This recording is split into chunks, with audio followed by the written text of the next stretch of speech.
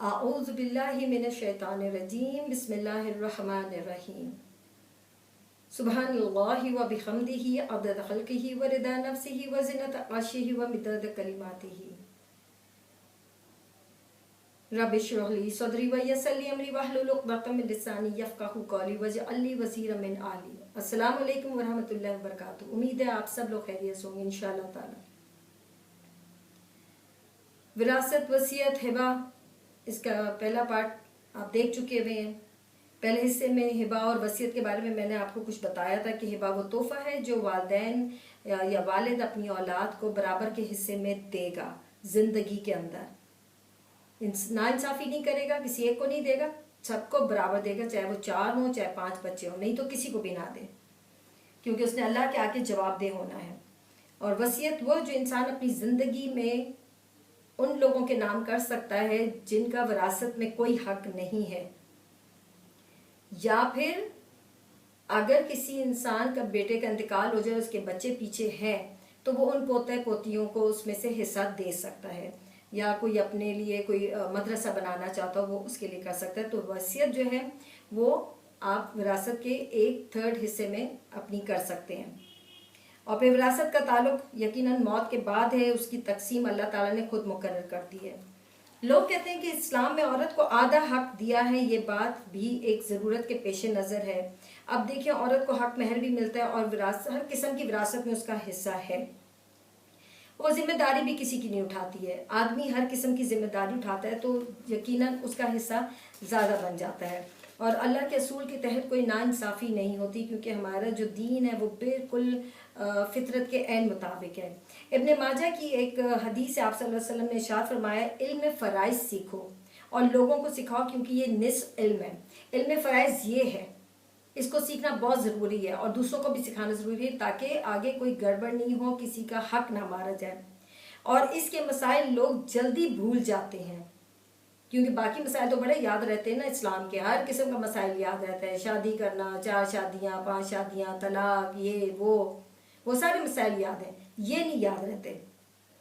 ये पहला इल्म है, आप सल्लल्लाहु अलैहि वसल्लम ने फरमाया, ये पहला इल्म है जो मेरी उम्मत से उठाया जाएगा। तिरमिज़ी और मसनद अहमद में आप सल्लल्लाहु अलैहि वसल्लम का इरशाद है, मुझे एक दिन दुनिया से रुखसत होना है, इल्म उठा लिया जाएगा, फितने ज़ाहिर होंगे, यहाँ तक मिरास के मामले में 2 शख्स इख्तिलाफ करेंगे तो कोई इनके दरमियान फैसला करने वाला नहीं होगा।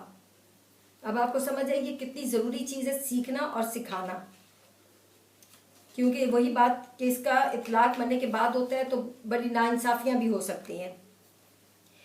अब वो जो सूरह निसा की मैंने 2 आयत का जिक्र किया था, 11 और 12 का, वो मैं बताने लगी हूँ। सूरह निसा की पहली आयत 11 के अंदर अल्लाह ताला फरमाती हैं, अल्लाह तुम्हारी औलाद के हक में तुम्हें हुक्म देता है, एक मर्द का हिस्सा 2 औरतों के बराबर है, फिर अगर 2 से ज़ायद लड़कियां हों तो उनके लिए 2/3 है, एक लड़की हो तो उसके लिए पूरे जायदाद के विरसे में से आधा हिस्सा है। और अगर मैयत की औलाद है तो इसके वालिदैन में से हर एक को माल का 1/6 हिस्सा मिलना चाहिए। और अगर उसके कोई औलाद नहीं है तो वालिदैन उसके वारिस हैं, तो उसकी माँ का 1/3 हिस्सा है। फिर अगर मैयत के भाई बहन भी हों तो उसकी माँ का 1/6 हिस्सा होगा। उसकी वसीयत, जो वसीयत थी, वो कर्ज की अदायगी के बाद तुम्हारे बाप या तुम्हारे बेटे जो है वो जानते हैं कि उनमें से कौन ज़्यादा नफ़ा पहुंचाने वाले हैं, तो अल्लाह की तरफ से ये हिस्सा मुकर्रर किया हुआ है। बेशक अल्लाह खबरदार हिकमत वाला है।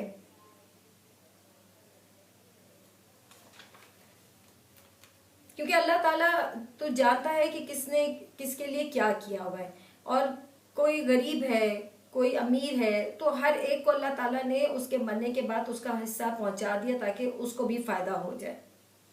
फिर जो माल तुम्हारी औरतें छोड़ मरे, ये 12 वाली आयत है, जो माल तुम्हारी औरतें छोड़ मरे इसमें से तुम्हारा आधा हिस्सा है, बशर्त ये कि उनकी औलाद ना हो। फिर अगर उनकी औलाद हो तो इसमें से 1/4 हिस्सा तुम्हारा है जो वो छोड़ जाएं।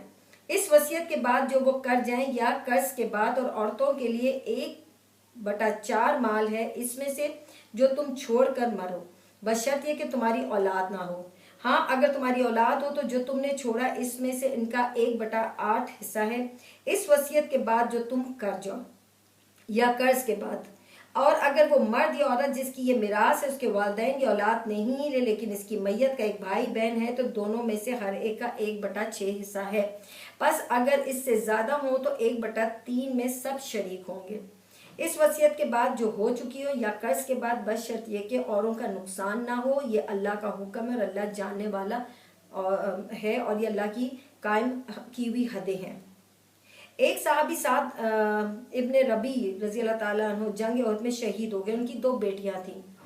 تو زمانہ جاہلیت میں عورتوں کو وراثت نہیں دی جاتی تھی، کانسیپٹ نہیں تھا، کیونکہ ان کو لگتا تھا کمزور ہیں، یہ قبیلوں کی حفاظت نہیں کر سکیں گی، آگے یہ لے کے کچھ نہیں چل سکتی. تو ان کے چچا نے ان کی ساری جائیداد پہ قبضہ کر لیا. تو جو صحابی تو ان کی بیوہ اپنی بیٹیوں کو لے کے آپ صلی اللہ علیہ وسلم کے پاس گئی. آپ صلی اللہ علیہ وسلم نے سنا اور خاموش رہے. اتنے میں جبرائیل علیہ السلام وہی لے کر آئے. وہ یہی 2 آیات تھیں. اور پھر آپ صلی اللہ علیہ وسلم نے ان کے پورے خاندان کو سب کو بلا کر یہ فیصلہ کیا کہ کس طریقے سے وصیت کو بانٹا جائے گا، میراث کو بانٹا جائے گا. تو پھر آپ صلی اللہ علیہ وسلم نے ان کی بیوہ کو 1/8 حصہ دیا اور دونوں بیٹیوں کو 2/3 حصہ ملا. اور باقی جو چچا کو ملا وہ عصبہ کے طور پہ تھا. عصبہ کا لفظی مطلب ہے مضبوط کرنا، کہ کوئی اگر غریب ہے کچھ تو اس کو معاشی طور پہ بھی مضبوط کر دیں. اصطلاحی معنی اس کی یہ ہیں کہ میت کے وہ قریبی رشتہ دار جن کے حصے متعین نہیں ہیں بلکہ بچا ہوا ترکہ لیتے ہیں، تو یہ اس کو بھی کہا جاتا ہے. اور ہمارے معاشرے میں بیٹیوں کا بھی حق مارا جاتا ہے، کبھی وارثوں کا بھی حق مارا جاتا ہے. جائیداد تو بٹور لیتے ہیں لیکن اللہ کے مجرم بھی بن جاتے ہیں. تو یہ میراث کا حکم اللہ تعالیٰ نے بالکل ویسے دیا ہے جیسے اللہ تعالیٰ نے نماز، روزہ، زکوٰۃ، حج کا حکم دیا ہوا ہے. لہٰذا آپ اس کو پیچھے نہیں کر سکتے ہیں. اور کسی کا مال ہڑپ کرنا تو ویسے ہی دوزخ کی آگ میں جلنے والی بات ہے.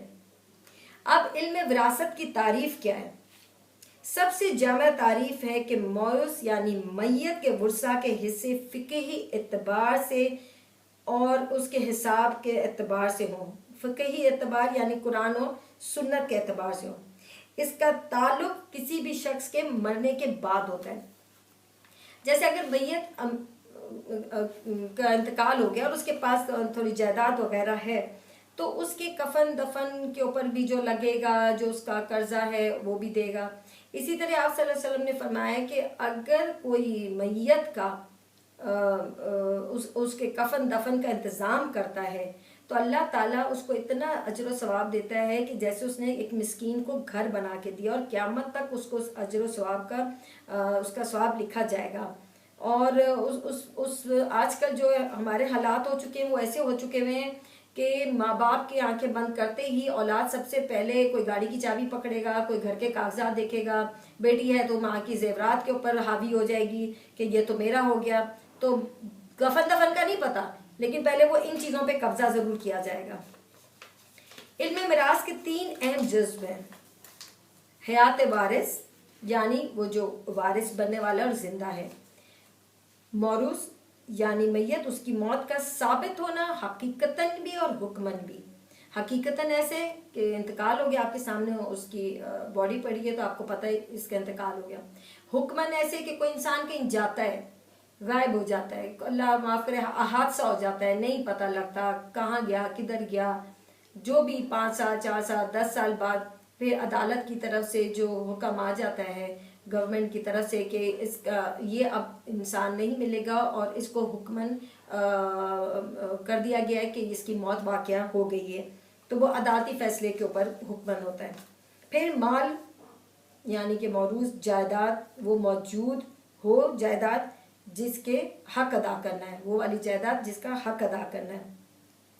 اب میت کے جائیداد میں بھی 4 حق ہیں. پہلا انتظام اس کے کفن دفن کا ہوگا، اسی میں سے سارا خرچہ ہوگا.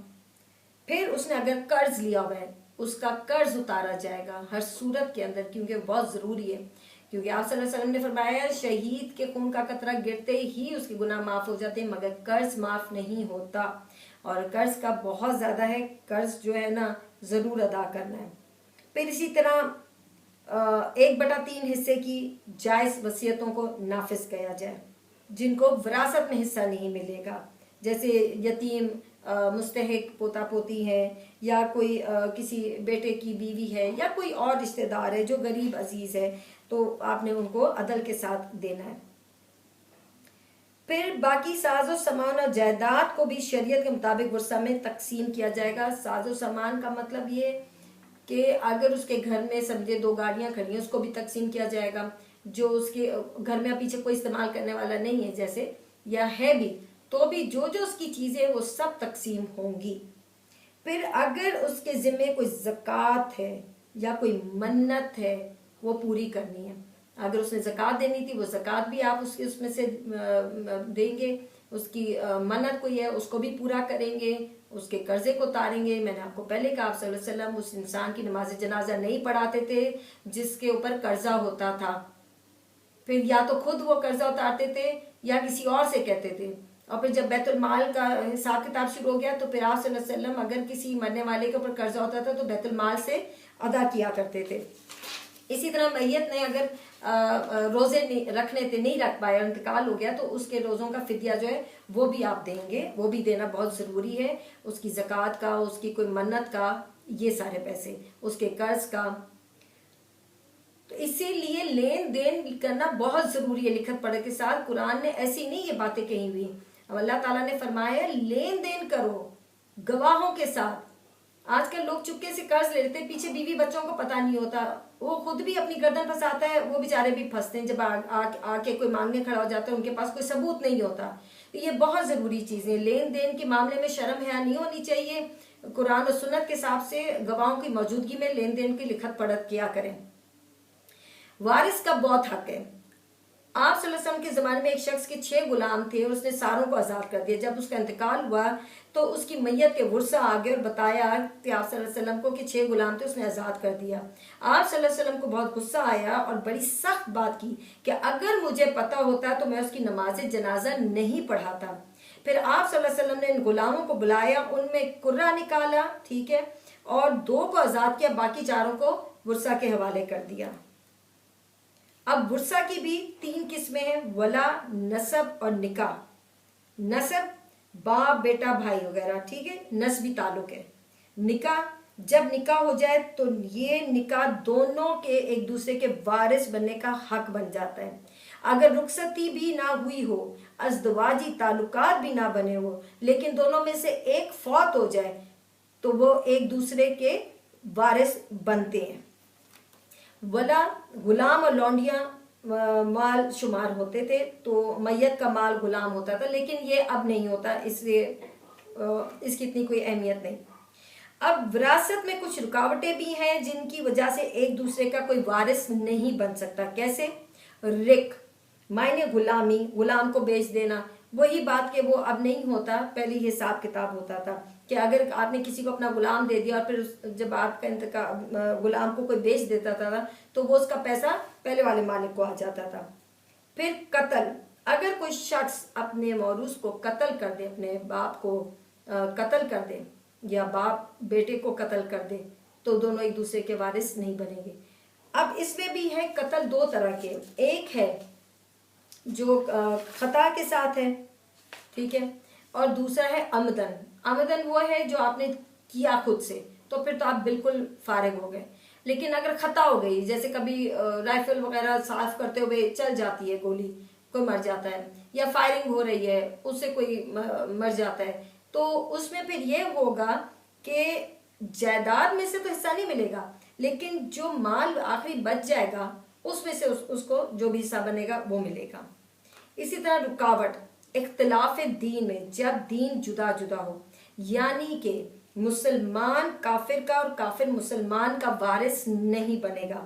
اگر ایک آدمی نے انسان قبول کر لیا اور اس کا بیٹا قبول نہ کرے تو باپ کے مرنے کے بعد بیٹا وارث نہیں ہوگا۔ اسی طرح اگر بیٹا اسلام قبول کر لے اور والد نہ کرے اور بیٹے کے مرنے کے بعد پھر والد کا کوئی اس میں حصہ نہیں ہوگا۔ اب ان رکاوٹوں کے بعد وراثت کیسے تقسیم ہوگی یہ انشاءاللہ میں آپ کو آگے بتاؤں گی ڈیٹیل کے اندر۔ اپنا خیال رکھیں اور خوش رہیں اور خوش رکھیں۔ السلام علیکم ورحمۃ اللہ وبرکاتہ۔